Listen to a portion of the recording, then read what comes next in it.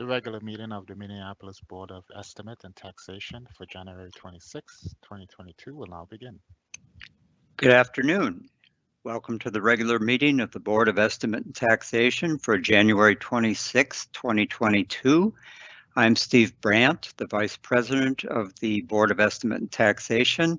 I'm subbing for President Samantha Stinson, who is out with illness, and I'm sure the other members of the board join me in wishing her a speedy recovery. As we begin, I'll note for the record that this meeting has remote participation by members as authorized under Minnesota Statutes 13D.021 due to the declared local health pandemic. The city will be recording and posting this meeting to the city's website and YouTube channel as a means of increasing public access and transparency.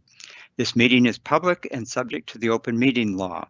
At this time, I will ask the clerk to call the roll so that we may verify the presence of a quorum. Board Member Fry. Here. Board Member Menz. Here. Board Member Jenkins. Present. Board Member Koski. Present. Vice President Brandt. Present. There are 5 members present. Let the record show we have a quorum. We will now proceed to our agenda, a copy of which was posted for public access on the city's Legislative Information Management System, which is available at minneapolismn.gov. Board members, the agenda for today's meeting is before us. May I please have a motion to adopt the agenda?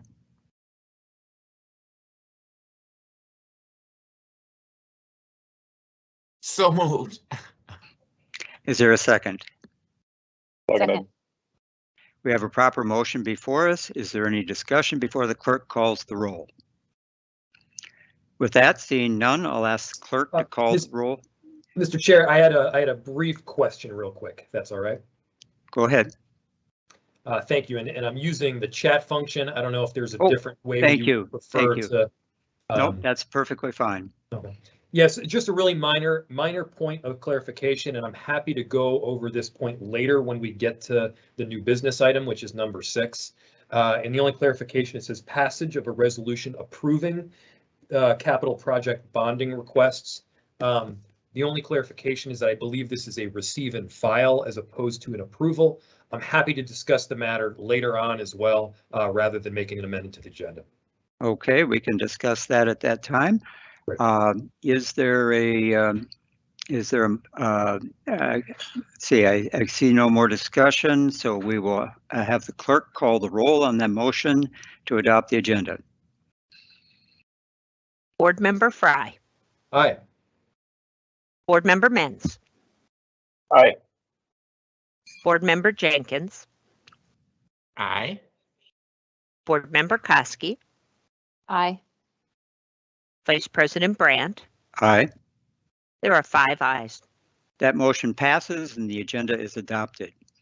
Next is the acceptance of minutes from the December 15, 2021 and the January 12, 2022 meetings. And I would like to have a motion to accept the minutes, and I'm wondering if the mayor would mind making that motion simply because he's the only member of the board who attended both meetings due to the turnover in our membership. I would not mind at all, and I'll make the motion. Is there a second? Seconded. We have a proper motion before us. Is there any discussion before the clerk calls the roll?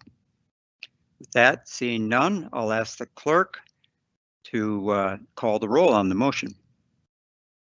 Board Member Fry. Aye. Board Member Menz. Aye. Board Member Jenkins. Aye. Board Member Koski. Aye. Vice President Brandt. Aye. There are That 5 ayes. That motion passes and the minutes are accepted as presented. Item number 4 on our agenda today is considering amendments to the bylaws. This item was continued from our January 12th meeting. I'll invite Dan Hammer from the City Attorney's Office to introduce the proposed amendment to 1-1. Our bond counsel, Julie Eddington, is also on hand to answer any general questions regarding the bond issuance process. Dan, and am I pronouncing your last name correctly? Yes, Dan Hammer. Okay, great. Wanted to make sure it wasn't Hamer. Yeah, so there are two amendments proposed that were held over from the last meeting. The first one is an amendment to section 1.1 of the bylaws, and that is an amendment that would clarify that the role of the board is to approve the issuance of bonds by the city and not to issue bonds. The proposed amendment would not have a material effect or a substantive effect. It would only correct a technical inaccuracy. The board itself is not a political subdivision, and therefore the board itself does not have the authority to issue bonds. When issuing general obligation bonds pursuant to the charter states that the city may issue bonds with the concurrence of 2/3 of the board. That's in section 9.4 of the charter. And in the unlikely event that an emergency borrowing is needed pursuant to section 5.5 of the charter, which deals with tax anticipation borrowing, the city would still be the borrower in that instance, but the board would authorize and effect such borrowing. So as a result, that proposed amendment language reflects the current role of the board in the bond issuance process. It's a technical correction so that the bylaws more accurately reflect the role of the board. And adoption of the proposed amendment would not result in a substantive change to the board's duties, responsibility, or role. As I mentioned, it would essentially accurately state what the current situation is in terms of the board's legal authority. And as Vice President Brandt mentioned, Julie Eddington, the city's bond counsel from Kennedy Graven, is available at the meeting to answer questions with any specifics as to the bond issuance process. And then I'll also note, I don't know if we're going to take them up separately. They're under the same agenda item. There is also a proposed amendment to section 4.7. That section would be amended to change the system. Currently, no public comment is permitted at board meetings except for designated public hearings or by unanimous consent of the board. Adoption of this amendment would provide for a 10-minute public comment hearing at the first period of each month on board business, and individual comments would be limited to no more than 2 minutes. Thank you. Is there any discussion? I have a question, Dan. If you would, Mr. Hammer, if you would going to answer it. It was pointed out to me that the official statement that was issued in October for the city's most recent bond sale reads that in part that here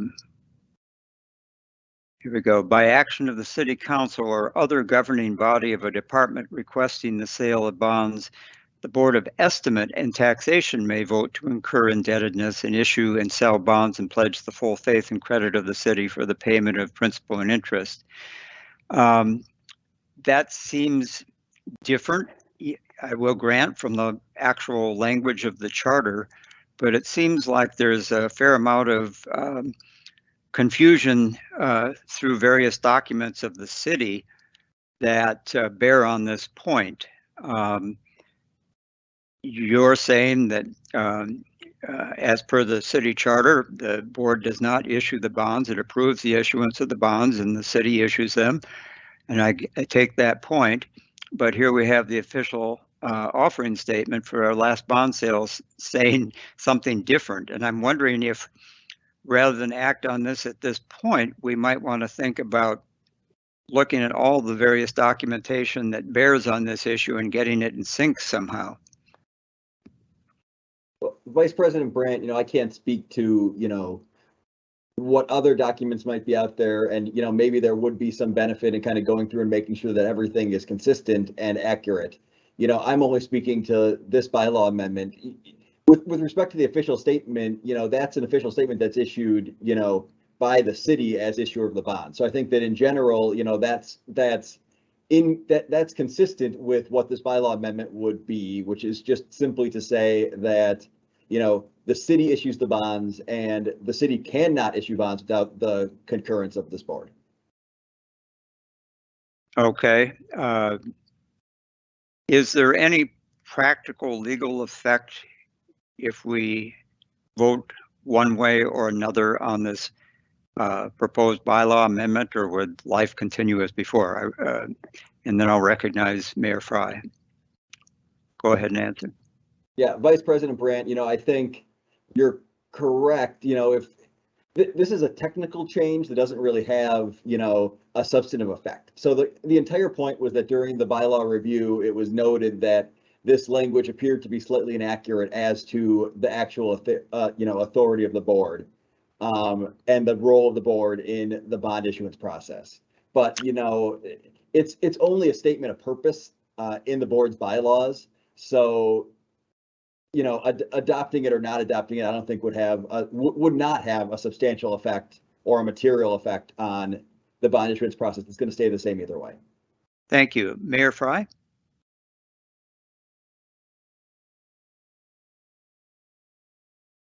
Thank you, Mr. Chair. So first, I will go ahead and move approval of this item, which is the amendment to section 1.1. I think that, it's accurately stated that this doesn't have a substantive or practical impact. It's really just cleanup. However, Mr. Chair, you do make a good point, which is that there probably are some other areas where we haven't properly referenced things, whether that's through the city or otherwise in the past. And I think that probably calls for some cleanup broadly.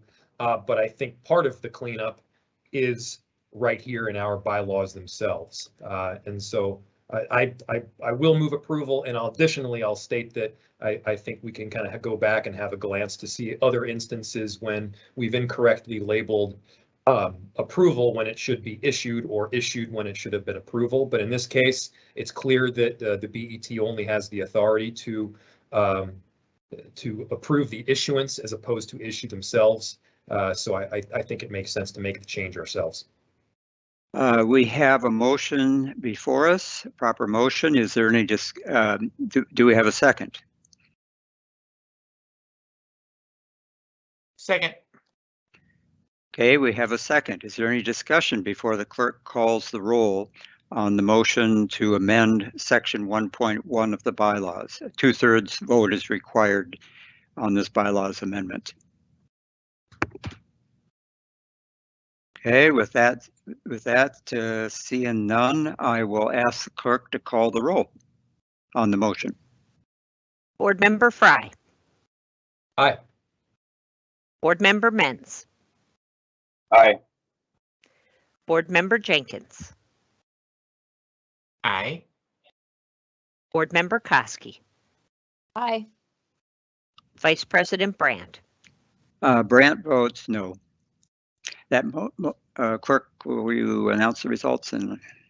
There are 4 ayes and 1 nay. Okay, that motion passes and the amendment to 1.1 has been adopted. Is there anyone who wants to make a motion on 4.7? So moved. Do I have to read it? I think it's on the screen in front of us. Clerk, do we need to read it?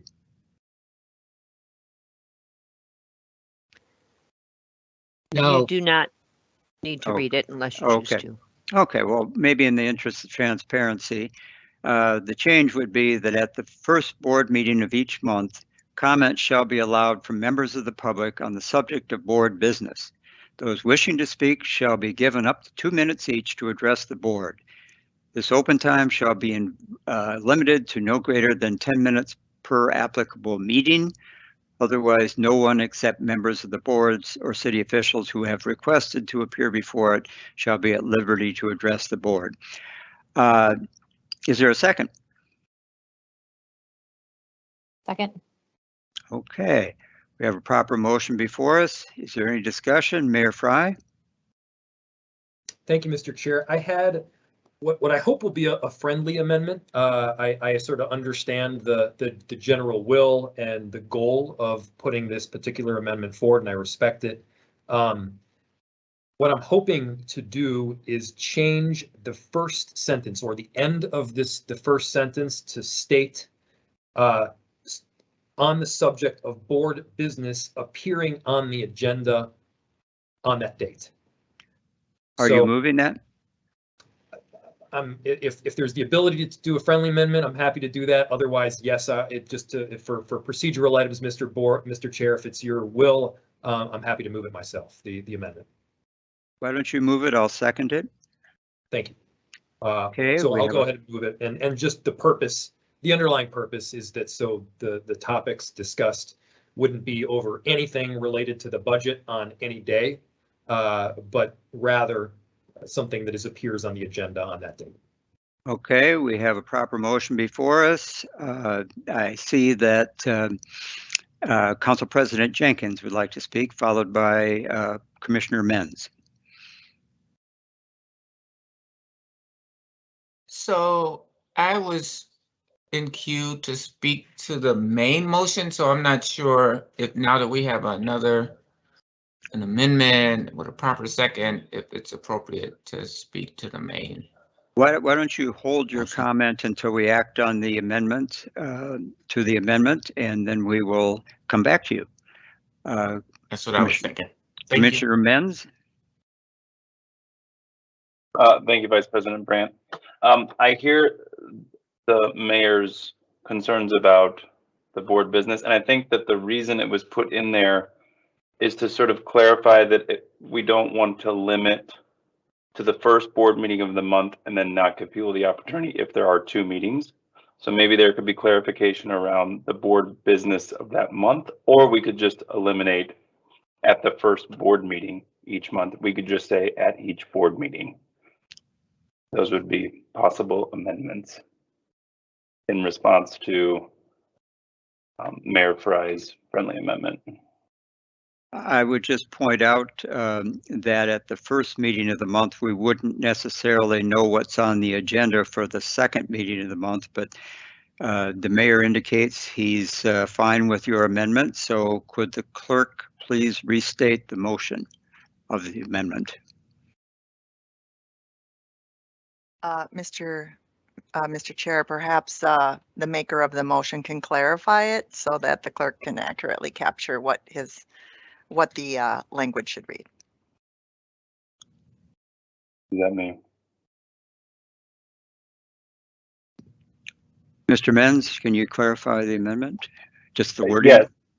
Yes, I would clarify at each board meeting, comment shall be allowed from members of the public on the subject of board business on the agenda. Okay, thank you. We have a motion before us. Is there any more discussion before the clerk calls the roll?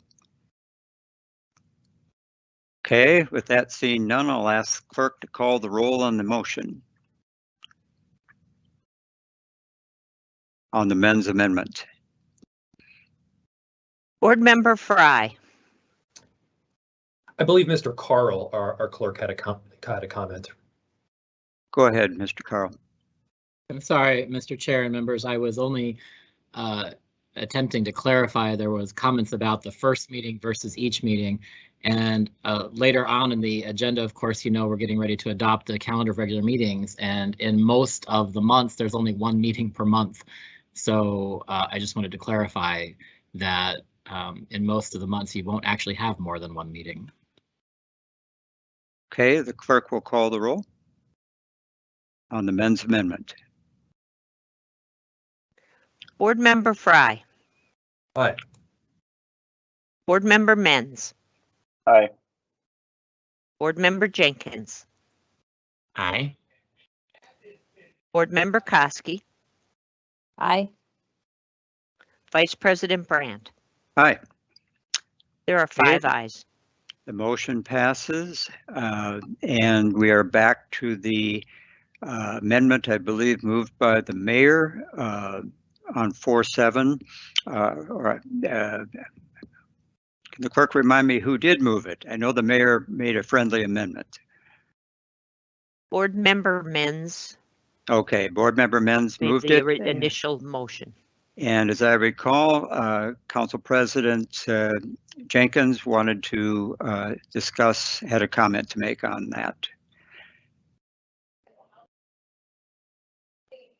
Thank you, Chair Brandt. I'm still a little confused. I wanted to comment on the main motion, but it's probably appropriate for either the amendment or the main motion. And that is, so we allocating 10 minutes for public comment. Are we going to limit the time that each member of the public can speak? Or if there's only one person, do they get the whole 10 minutes? Or if it's two people, do they get 5 minutes each? Or do we have a 2-minute limit? Like, do we want to put that in the statute, or do we want to sort of play it by ear as the meetings progress? Council President Jenkins, the chair will point out that the amendment states those wishing to speak will be given up to 2 minutes each. So that sounds like regardless of the number of speakers, that would be the maximum time, even if you were the sole person to address the board. Mr. Menz? Got it. Commissioner Menz? Pointing that out. You bet. Commissioner Menz. Thank you, Vice President Brandt. I don't know what's written into the park board's statutes yet, but usually the person who's chairing the meeting decides before how many people are signed up for comment, how much time each person would get, up to a certain amount of time. So if there's more than 5 people, the board president, I don't know if we have to write that into the statute or we can just assume that the limit is 10 minutes for the meeting time. So that would be at the president or the chair's discretion. That would be a fine practice. I know that's the way it works at the park board. However, what we have before us says up to 2 minutes and a total of 10. I might suggest that we could try this, and if we find it not workable or needs to be modified, there is a procedure for amending the bylaws mid-year if we find that it's not working correctly. Anybody else want to participate in the discussion on this? If not, I'll ask the clerk to call the roll on the motion by Menz to amend 4.7. Board Member Fry. Aye. Board Member Menz. Aye. Board Member Jenkins. Aye. Board Member Koski. Aye. Vice President Brandt. Aye. There are 5 ayes. The motion passes and the amendment to 4.4 has been adopted. Item 5 on our agenda is approving the 2022 calendar of regular meetings, and this matter is continued from our January 12th meeting. I'll invite Board of Estimate and Taxation Senior Advisor and Executive Secretary Tony Sturl to give us an update regarding the draft calendar. Yes, thank you, Vice President Brandt, board members. Just very briefly on the calendar, if you'll recall, as Vice President Brandt pointed out, this item was referred back to staff for further refinement, in particular to look for opportunities to reduce the number of placeholder meetings in order to assure efficient use of both staff and policymakers' time. We'll also recognizing the fact that we are, as a body, required to meet once per month per the city charter. After a review of board business in 2021, we determined that of the 23 meetings originally scheduled last year, 16 were held and 7 were canceled. We are therefore recommending to remove 6 placeholder meetings from the 2022 calendar, leaving 18 of 24 meetings scheduled. And I should note that we have lost no business or agenda items with these changes. Okay, is there any discussion or is there a motion? So moved. Okay. Second. Motion is moved and seconded. Is there any discussion? I would like to say a word or two. I have to say that I was surprised by the amount of pushback on this item at the last meeting. The draft calendar, as the mayor will recall, was adopted by the previous year's board as required. And we obviously have had a lot of turnover in that board, but we're not asking the members of the board to do anything that previous board members have not been asked to do in terms of meetings. I will support this in a spirit of compromise with the understanding that the two busiest people of our number, the mayor and city council president, will adjust their schedules as needed to make priority for the board if we should find any unscheduled meetings need to be called. And I would also point out that this will make perhaps some of our remaining meetings longer, and that would, I hope we won't hear complaints about the length of the meeting if that happens. But is there any other discussion? Okay, with that, seeing none, I'll ask the clerk to call the roll on the motion. Board Member Fry. Aye. Board Member Menz. Aye. Board Member Jenkins. Aye. Board Member Koski. Aye. Vice President Brandt. Aye. There are 5 ayes. The motion passes and the 2022 calendar has been adopted. I'm sorry, Council President Jenkins, I see you wanted to speak. Was that on item 5 or item 6? I believe item 5, the Calendar. the calendar. Okay. Item. All right. Well, go ahead. I'm sorry I didn't notice you. No, it's absolutely fine, Mr. Chair, and thank you for recognizing me. Now, I just wanted to, I literally had to cancel a meeting today to attend this meeting because it just wasn't completely, my calendar hadn't caught up with the BET schedule. So it is a challenge to have just a standing meeting, not only for me, but I'm trying to think about my staff who have to really do yeoman's juggling to try to meet all the meeting requests that we have. So this was not for me, some kind of rebuke against the BET or meeting schedule, but just to have a placeholder on my calendar in case it makes life really challenging for my staff, and I really want to just try to make sure that they are able to use their time and my time as efficiently as possible. So. Thank you, Council President. We'll now move on to item 6 on the agenda. It's a resolution approving capital project bonding requests submitted by the City of Minneapolis and the Minneapolis Park and Recreation Board to the list of requested but not yet issued bonds for which the Board of Estimate and Taxation will consider approving the issuance of tax-exempt general obligation bonds. So this is not the approval of the issuance of the bonds, but putting them on the list for later action. I'll invite Tony Sturl, our staff member, to introduce this resolution. Julia Wiseman from the Minneapolis Park and Recreation Board is also on hand to answer any questions about the Park and Recreation portion of the resolution. And go ahead, Mr. Sturl. Yes, thank you once again, Vice President Brandt, board members. Perhaps before diving into this particular item, we should address the question from Mayor Fry on whether this would be an item for approval or whether it would be a receive and file.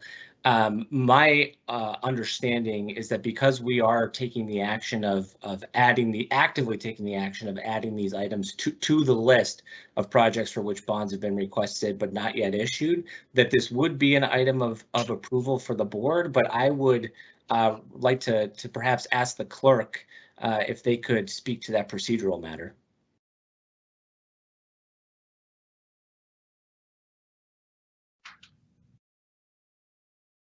Thank you, Mr. Chair. Yes, Mr. Sturl has captured that accurately. Acts of the board are captured through resolutions by this body. And this is merely another resolution, as we do with assessment bonding requests that are submitted by the City Council throughout the year, to add these to the list of requested but not yet issued bonds, for which the board will consider approving later the issuance of tax exempt bonds. So hopefully that answers your question. Mayor Fry. Thank you, Mr. Chair. I'm just curious as to get some counsel from our bond lawyer or bond counsel on the topic. I'm happy to do whatever is the accurate reflection of what we're actually doing here. But as you noted, Mr. Chair, my understanding is that we are not actually approving the issuance here, but rather this is simply more of a receive and file item. Again, I could be totally wrong, and I'm fine in that case. So I don't know if Ms. Eddington maybe could speak to this. Go ahead, Ms. Eddington. Mr. Vice President, members of the board, Mayor Fry, the city actually approves capital projects, and then they're sent to the BET to be added to the list of bonds to be issued at a later date.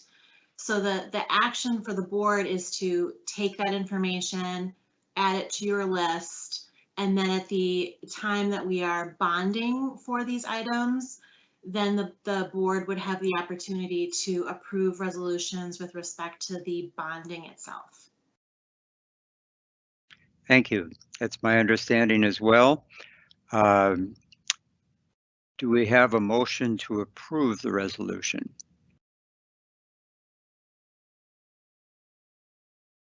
Mr. Sturl, do you wish to speak?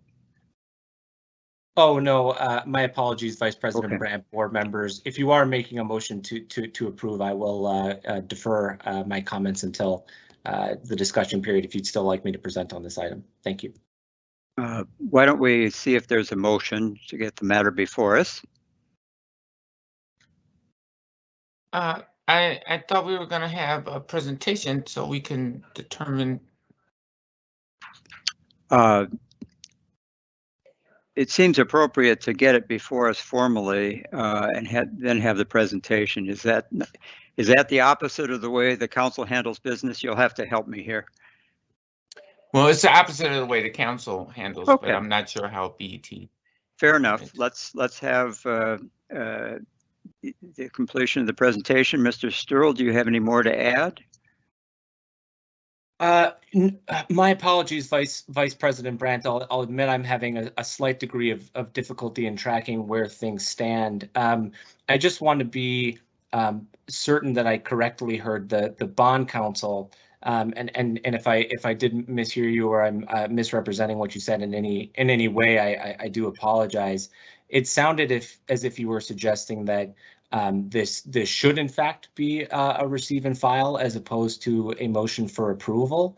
I would note that would represent a change from the board's historical process, is my understanding. But again, I just want to make sure I heard you correctly, perhaps before going into the presentation. Sorry, thank you very much. Ms. Eddington, go ahead. Mr. Vice President, members of the board, the action is the board is accepting the list of capital projects that have already been approved by the City Council and adding it to your list for bonding.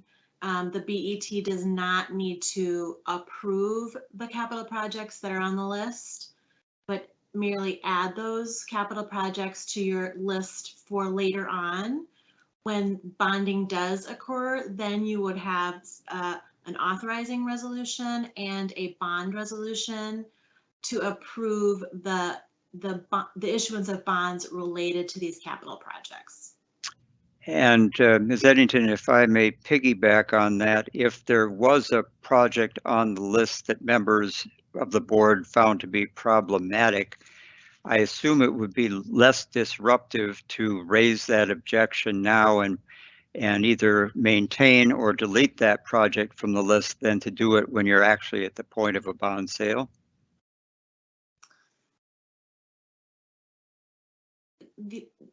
Vice President Brandt, the authority of the Board of Estimate and Taxation is to be able to approve bonds, and that would include the capital projects that are on this list. The City Council is the one that actually approves these capital projects, so they're already approved. And so taking them off the list would be an unusual action to take, and not something that I've actually seen the Board of Estimate and Taxation do in the time that I have served as their counsel. If I could clarify, I have had conversations about past practice on this point, and I have been told, and I'd love to have your perspective on this, that although these projects are in the city's capital budget for 2022, they are not truly going to go ahead unless they get added to this list, at least for the amount of the project that depends on bonding, and that this is an important step along the way, not merely a ministerial one. But if you could clarify that, I would ask you to do that. Vice President Brandt, members of the board, it's my understanding, and I can also rely on Lori Johnson, Deshani Dye, and Dan Hammer on this, but the point of the City Council sending this list to you is for you to add it to the list of things that may be bonded for in the future. And I am not aware that the Board of Estimate and Taxation has any ability to remove projects from that list. Okay, thank you. President, can I jump in here really quick and explain something? Yes, and then we'll hear from the mayor. Yes. So the action that's being requested here, to be very clear, I think we've gotten confused. It reads as if two things are being done. What the board is being asked to do is to approve an addition to the list of projects. The rest of it that talks about consider issuing is a future action. It's simply highlighting that when you get to that future action, it would include more projects. The action today is simply approving the addition of some projects that have been approved by the board, by one of your members, which is the park board. So you're actually adding projects to the list that you would in the future consider issuance of debt for, not that you're issuing the debt right now. We're simply adding to the list. And the reason, as Ms. Hanson attempted to explain, that we're doing it by resolution is because it's an official act of this board. And so simply approving the list is in a form of a resolution. It isn't actually approving the issuance of any bonds at this point. It is simply adding to the list that this body gets to approve and consider at a later time. And to clarify, Ms. Eddington, it's your opinion that this board does not have, not there's any particular project I would want to remove, it's on this list, but the board would not have the power to either remove a project that's proposed for bonding by the City Council, or to remove it at the time of the bond sale.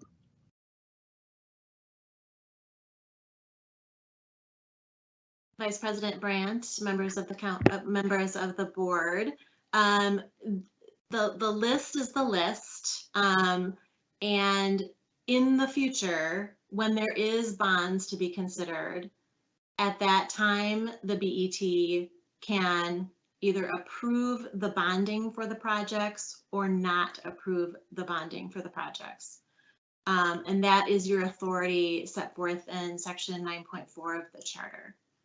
But let's say, for example, just to pick an example that I don't foresee coming up in the near future, let's say the board is asked to issue bonds for a parcel of projects, and let's say I happen to be a person who doesn't think that a sports facility should be paid for out of property taxes. And let's say there is a project that is in that format as opposed to use of special taxes.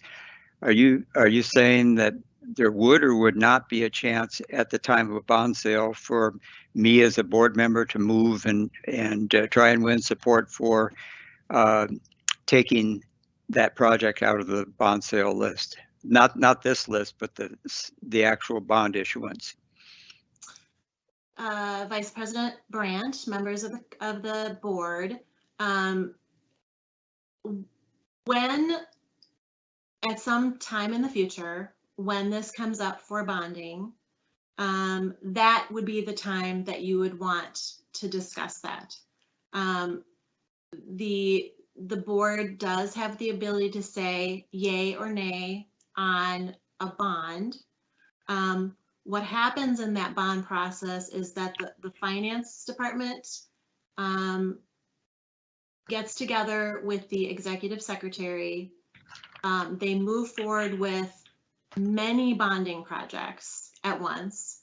And then those move eventually to the BET for approval. And I think if there is a project that's being objected to, that would be something that you would discuss and want to deal with at the time that the bonding resolutions come to your board.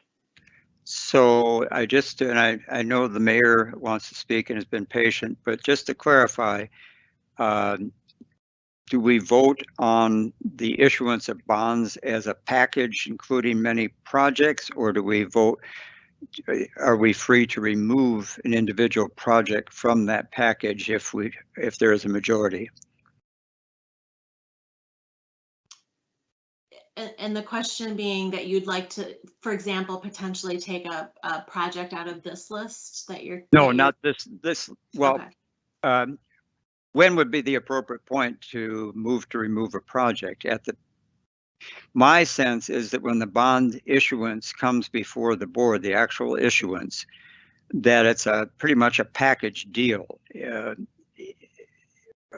rather than a bunch of projects that are, I mean, it is a bunch of projects, but are you able to delete one if you can achieve a majority at that point?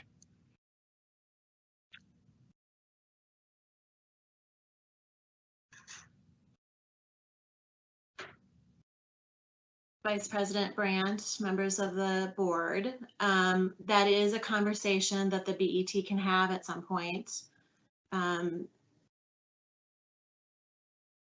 Again, I'm not sure I've ever seen that happen during the time that I've been involved with the BET, but All right. It's certainly possible. All right, thank you.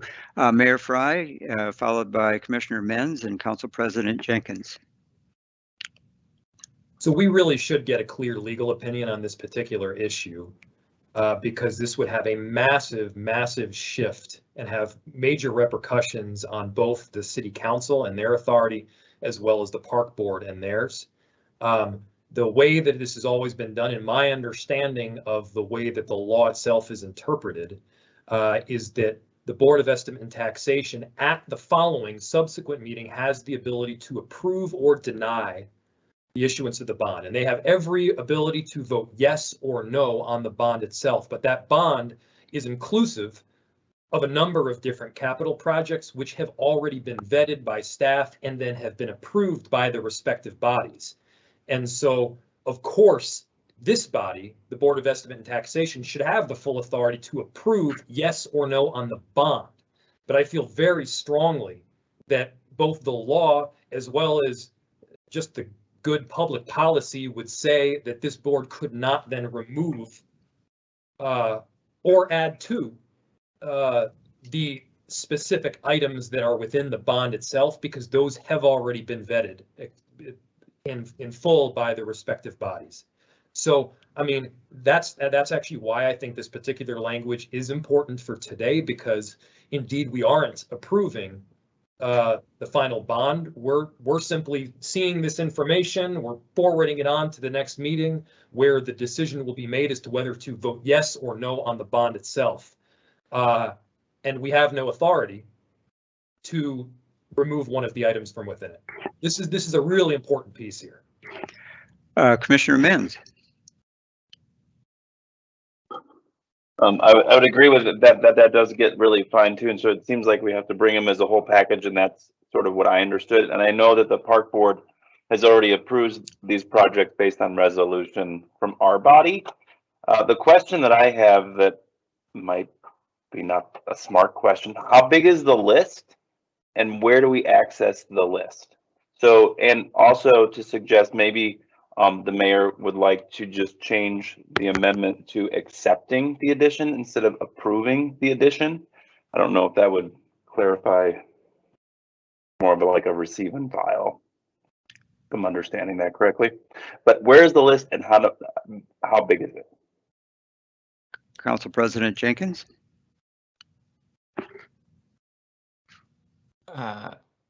Thank you, Chair Brandt. Did we want to address Board Member Mann's question first, or? I thought perhaps we could work our way through the people who are in queue to speak and then circle back to that. Very good. So, I mean, I guess my point or question or comment is, I mean, I thought these projects have been through a click process, which I know is a very intensive process that, you know, includes all the information about these things. Then they come to the council and to the park board for approval. So there has been seemingly a lot of input and engagement prior to this body accepting, for example, this list. And I'm just trying to get a sense, is that an accurate description? Mayor Fry. Thank you, Mr. Chair. Yes, Council Vice President, that would be an accurate reflection. These items have gone through a click process. They've been put in my budget recommendations. They've been approved to council, and now they're being forwarded to the board. Now, to put this a different way, how this would impact things on the other side, that is through the park board. I do actually believe that this would violate in some form the independence of the park board themselves, because in essence, the park board is supposed to have, once they receive the funding that is provided to them by the city, the full purview to make decisions as to how to spend that money. This would set up a scenario where the park board could move through their process, approve an item, and then the 3 or so members of this board that are with the city could essentially, perhaps with another vote, deny them the ability to have that one item, the park board item, move forward. And I think that would be a violation of the independence of the board. I think that it would infringe on the council's ability to deliberate, knowing that their items would move forward. And so, again, this is not totally the item that is up for discussion today, but would rather be the discussion for a subsequent meeting. The end conclusion, I think, is this: we should say that this is either accepting and or receiving and filing this for a later date, and then on the later date, board members can vote to either approve or deny the issuance of the bond in full, rather than being able to take one item out. Okay, and Council President Jenkins, did you have another?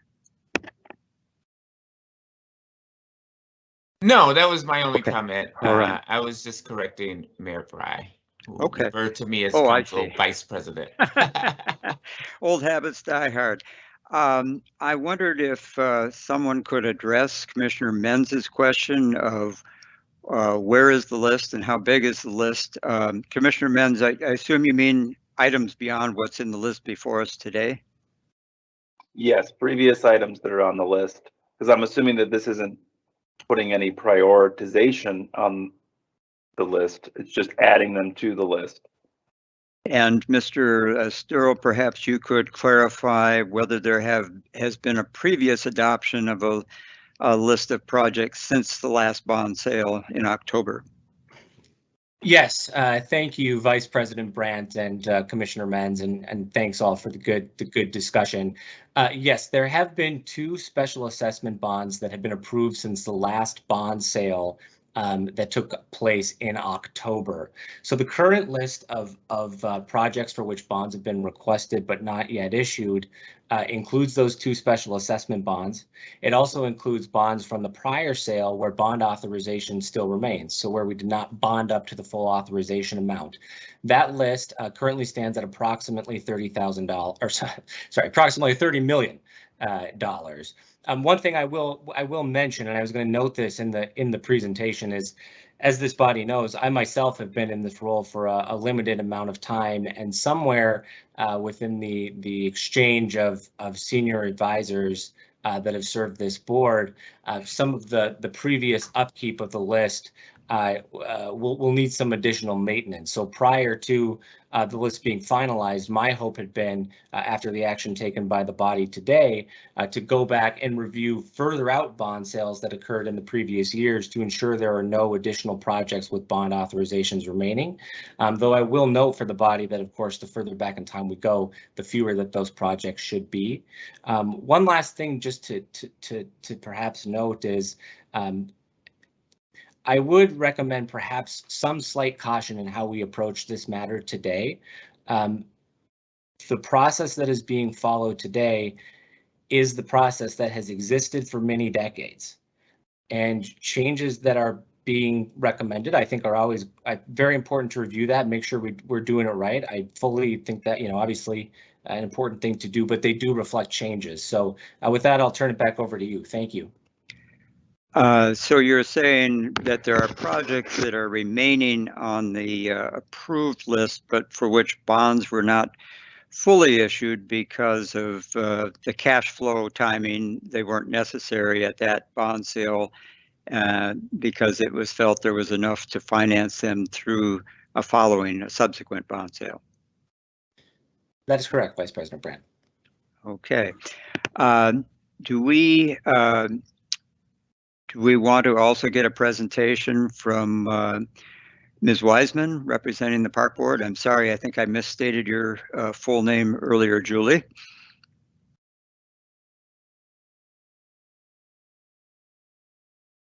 Vice President Brandt, I do not have a presentation. I'm just available if there's any specific questions on the Park Board information. Okay, I do have one question, and we've talked a little bit about this. When the disease tree removal item, which is in this resolution at $800,000, this is for removal, I believe, of trees on private property, which then the homeowner pays for either at once or over a period of years. When it first came before CLIC last spring, it was at the level of $300,000, and I noticed that in the council adopted budget that had gone up to $800,000, and I believe that's probably in the Park Board as well. And could you just give me some supporting documentation there for the increased need for that level of funding for disease tree removal? Sure, Vice President Brandt and committee members. As you may historically remember, when we had Dutch elm disease in the city of Minneapolis and we lost the Dutch elm disease, we had a similar curve that happened that is currently happening with the emerald ash borer infestation. So at the peak of the Dutch elm disease, we were removing over $1 million worth of private property trees.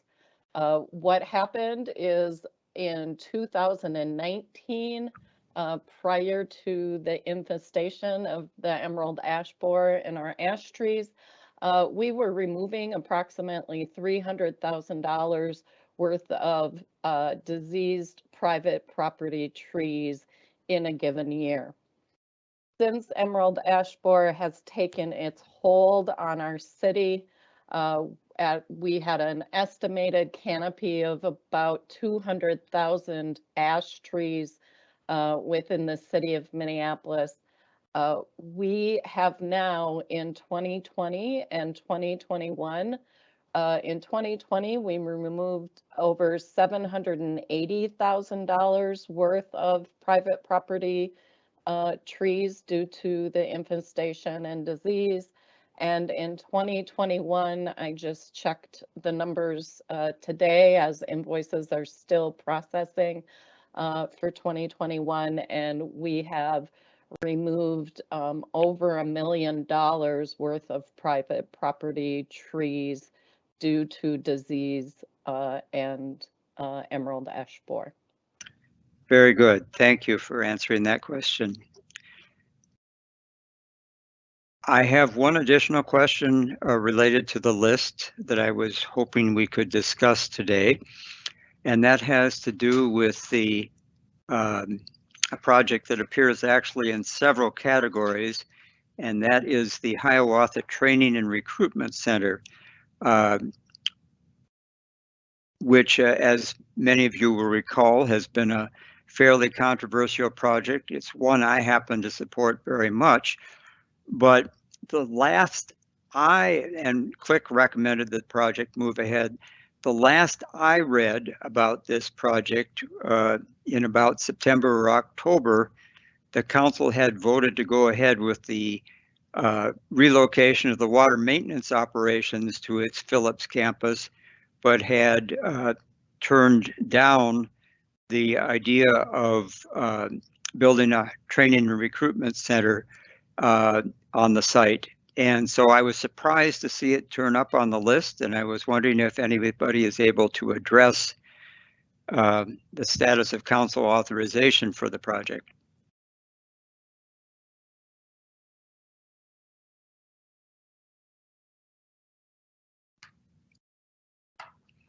Well, hearing nobody, my sense is that we're operating in something of a information vacuum here. I would be tempted to move to take out and postpone that particular part of the resolution until we can get better information. I requested some from staff, Public Works, and have not heard back. Actually tried to the reporter at the Star Tribune who's been covering this issue, and she thought that the last action by the council was also to quash this noteworthy project, and I'm wondering if we should wait and make sure. Amelia Kruver, Director Kruver, could you please comment? Hello, thank you, Vice President Brandt. I'm happy to speak to this issue. So at the end of 2021, a couple of things happened in the timeline of this project. The first was that council approved a staff direction to take the portion of land at that project site associated with the training center and sort of give that to CPED to think through a plan for community development. So that staff direction was given. At the same time, our property services as well as our public works folks are thinking through how to adjust to that to potentially still do a training center to just investigate the feasibility of that at a different site or in a different manner. So because those two things happened at the tail end of the calendar year 2021, those issues are still being resolved by city staff. There was no amendment made to the capital improvement plan in the budget adoption process, so that's why you still see that on this list. There is a chance that that money could still be used for a training center, but we don't have any final answers on that as staff is still working through the details of that somewhat late breaking staff direction from council. Before bonds are issued, we will have resolution to those issues and be able to have an accurate budget. Thank you for the explanation. It sounds to me like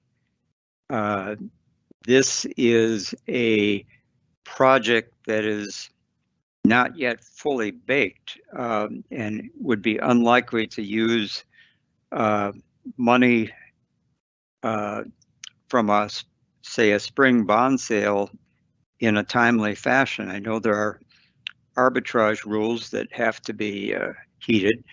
President Jenkins, would you would like to be recognized? Yes, thank you, Chair Brandt. And I just want to express my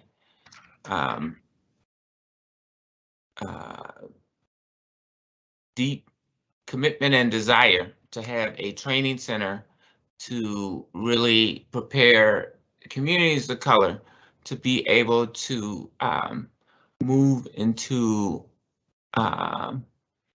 this really, I think, robust infrastructure boom that we are getting ready to experience.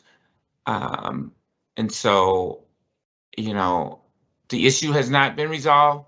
And I'm just literally expressing my desire to see a training facility in the city of Minneapolis, whether it's at the Rook Depot site or somewhere. Council President Jenkins, I fully concur. Mayor Fry. Thank you, Mr. Chair. I think, you know, it was mentioned that this item wasn't fully baked. And the truth is that this item doesn't need to be fully baked because we aren't approving the bonds today. This is merely an informative list of items that will and could come forward prior to the final bond issuance, which we will be approving at a subsequent meeting.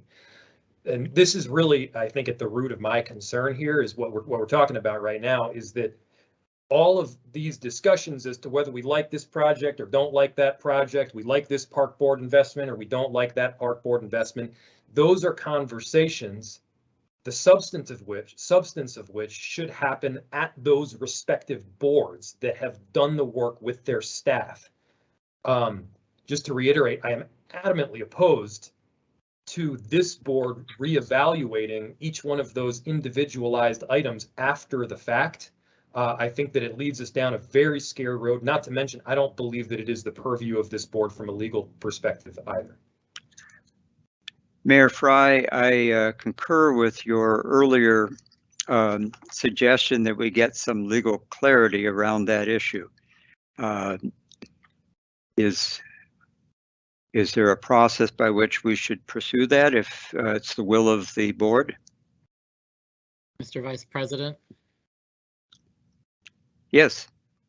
If I may, I don't want to cut off the mayor. I wanted to call attention to the mayor's earlier point about this question of authority of the board and that the actual action taken here is simply updating a list. If the body wishes to get a legal opinion, certainly you should direct your attorney, Mr. Hammer, to confirm and get an opinion. That being a separate action from whether or not this project is added, perhaps changing the title of this resolution, which is simply receiving and adding a project that's been approved by the Park and Recreation Board per the mayor and Commissioner Menz's explanation, would allow the project list to be updated, and there could be a direction to the attorney to bring back an answer that satisfies this question of the authority and role of the Board of Estimate and Taxation, and that those two issues then could be separated. And if we're looking at keeping a record to track what projects have been accepted in terms of just the list, that could move forward separate from whatever authority the board does or does not have that the lawyers could clearly provide clarity for at a future time. So, Mr. Carl, perhaps to clarify, are you saying that there is precedent for the projects being deleted from this list by their respective governances, the park board or the city council, if circumstances change or even if political winds change before the point of issuance? Mr. Vice President, that is not what I'm saying. What I'm saying to you is that It's my understanding that this is largely a clerical process, if I can boil it down to brass tacks. This is a clerical process that's been used to keep a list for tracking purposes. It's not for the purposes of approving or disapproving of various projects, for weighing the merits of those projects, or even authorizing the issuance of bonds for those projects, all of which, as the mayor has pointed out, are addressed separately. I think that's the subject of a directive to your attorney to clarify where those lines of authority governed by our charter and state law may need to be reconciled. That is an issue this body is wrestling with. Separately, changing the title of this resolution such that it is, as I believe Commissioner Menz suggested a while ago now, it's not approving the addition of projects, it's simply accepting additions to the list of capital projects that would be funded with tax-exempt general obligation bonds, so that this body has a compiled list that it can refer to in the future. It's a clerical function. It's also my understanding, as Mr. Sturl indicated, that function of keeping lists hasn't been well maintained over time and through various changes in administrators to this body. And so if that is the true intent of this action, is to help create a list for reference purposes so that future action can be done, then as Commissioner Menz had suggested, this is accepting the projects that have been submitted by the Park and Recreation Board, and that the question of legal authority is one directing to the attorney to come back with a more definitive answer. And I'm sorry that I interrupted the mayor, who clearly was attempting to get into line to, I think, speak to that same issue about directing the attorney to get clarity about the role of the BET. Commissioner Menz. I'm really concerned about this discussion from a park board standpoint. I think that we go through a process, we complete a resolution, we get board approval for the projects that we submit to the BET. And if we think that the BET is then going to be able to remove individual projects, that seems really drilling down to the level where this is just putting it on the list. This isn't even issuing the bond. So I guess I'm still learning about the bonding process. So, you know, my learning curve is rising as we go. Because from what I can understand, this list is just adding to the list of projects, which we're not certain of what the previous list still has on it. And I know that general obligation bonds are going to be packaged. I'm not sure if when we approve bonds, we could be able to delete one, but this seems like we're just adding things to the list right now, and then the approval is later. But I am concerned about overreaching the independence of the Minneapolis Park Board or any other entity that has decided to put this list together, that they are asking the BET for addition to the list and then approval of a general obligation bond. Mayor Fry. Thank you, Mr. Chair. I agree with Commissioner Menz on both counts here.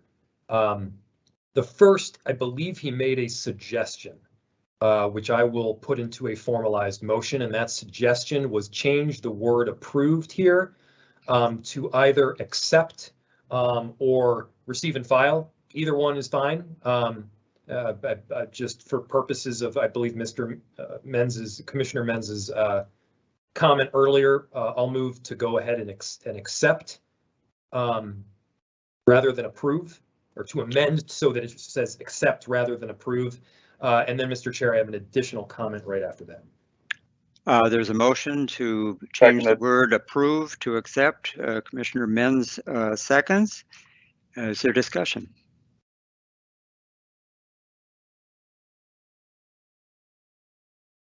Okay, the motion by Fry to amend the title of the resolution to change the word approving to accepting is before us.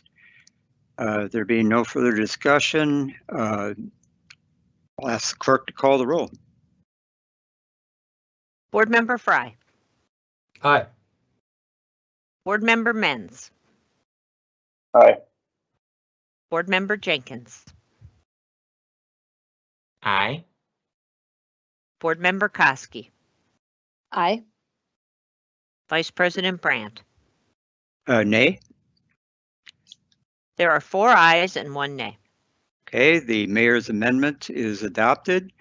I would like to move this resolution for approval with the addition that the city attorney be directed to weigh in on the board's power to delete items from the capital projects list, either at the point when the reservation is made through a resolution such as this one, or at the point where the bond sale is voted on.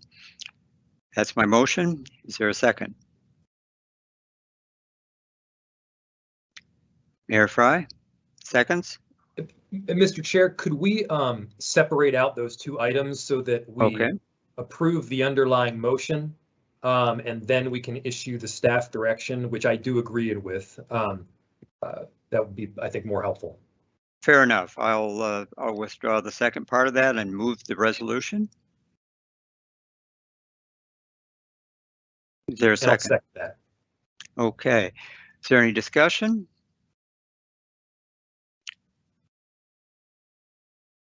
So the resolution will say accepting the addition of capital projects instead of approving. Correct. Thank you. Okay. Seeing no discussion, I'll ask the clerk to call the roll on the motion. Board Member Fry. Aye.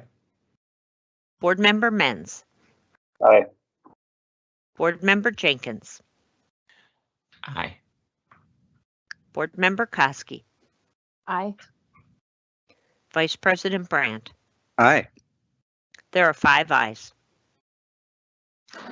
Okay, that motion passes and the resolution's been adopted. Mayor, you're a lawyer. Would you prefer to word the staff direction? Thank you, Mr. Chair. Yes, I will move to direct staff and specifically Mr. Hammer with the assistance of bond counsel to evaluate the authority that the Board of Estimate and Taxation has to remove items from the list of capital projects to be approved through bond. Okay, is there a second? Is there a second? Second. Second. All right, any discussion? All right, let's proceed to a vote. The clerk will call the roll. Board Member Fry. Aye. Board Member Menz. Abstain. Board Member Jenkins. Aye. Board Member Koski. Aye. Vice President Brandt. Aye. There are 4 ayes Go ahead. and 1 abstention. The motion passes and the resolution's been adopted. With that, we've concluded all business to come before the board. So without objection, we'll stand adjourned. Thank you, everyone. Good night, everyone. Good evening. Good night. Bye, everybody.